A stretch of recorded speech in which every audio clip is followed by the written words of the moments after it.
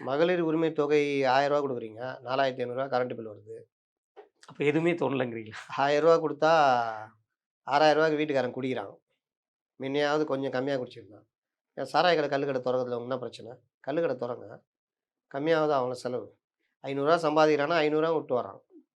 அந்த கோவத்துல, இயலாமையில பொண்டாட்டி காசு கேட்கும்போது, அந்த கோவத்தெல்லாம் இங்கே காமிக்கிறான். குடும்ப வன்முறை வருது.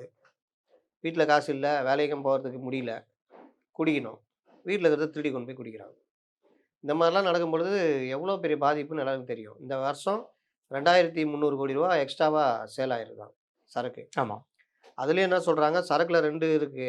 ஒண்ணு ஆலைகள்ல வந்து டைரக்ட்டா விக்கிறது அஃபிஷியலா. இன்னொன்னு அன்அஃபிஷியலா விக்கிறது. அப்ப அதெல்லாம் கணக்கு போட்டா எங்க போகும்னு தெரியாது. அப்ப இந்த மாதிரி ஒரு குடிமகன்களை உருவாக்கியது இவருடைய சாதனை. விலைவாசியை இஷ்டத்துக்கு கொண்டு வந்து நிறுத்தினது இவருடைய சாதனை. அ மகளிர் உரிமை தொகை இதெல்லாம் வந்து சும்மா ஒரு அவங்களுக்காக திருப்திக்காக. அடிப்படை. பஸ்ஸு பார்த்தீங்கன்னா, இலவச பேருந்து உண்மையிலேயே நல்ல இது அது. ஆனா பேருந்து வரலன்னா, அப்புறம் இலவச இருந்துன்னா இல்லாட்டி என்ன? 4 பஸ்ஸு போயிருந்த நேரத்துல 1 பஸ்ஸு வருது. அதுவும் எப்போ வரும். அதுக்கே நான் காத்து கிடக்கணும். இது தேவையே இல்லையே! இதுக்கு முன்னாடி 4 பஸ்ஸு ஓடியிருந்ததுன்னா கேட்டு பாருங்க. பொதுமக்கள் அதான் சொல்றாங்க.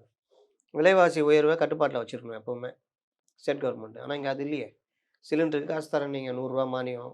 பெட்ரோல், டீசல் விலை குறைக்கிறேன்னீங்க. எதுவுமே பண்ணல. கல்வி கடன் ரத்துன்னு. கல்வி கடன் ரத்து. அப்புறம் அந்த நகைக்கடன். நகை கடன் ரத்து. இருக்கு நகைலாம் வைங்க.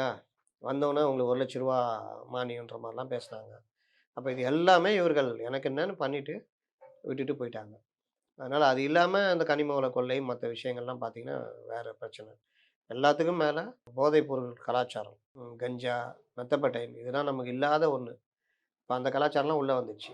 ஒன்ஸ் மெத்தப்பட்டைன் ஒருத்தன் யூஸ் பண்றான்னா, கொஞ்ச நாள்லயே அவன நீங்க எதுவுமே பண்ண முடியாது. அவ்வளோ அடிக்ட் ஆயிடுவான். அப்ப அது காசுக்கு எங்க போவோம்? திருடுவோம், கொலை பண்ணுவோம், ஜெயிலுக்கு போவோம். வெளியில வந்தா வழக்கு இருக்கும். வழக்கு செலவு காசு வேணும். போதைக்கும் காசு வேணும். உள்ள 4 பேர் பழக்கம் ஆயிடுவான். இன்னும் கேங்ஸ்டரா மாறுவான். இந்த மாரி இளம் சமுதாயத்தை குடிக்க வைத்து இன்னைக்கு 15 வயசு பசங்கள்லேருந்து குடிக்கிறதுன்றது எவ்வளோ ஒரு மோசமான இது.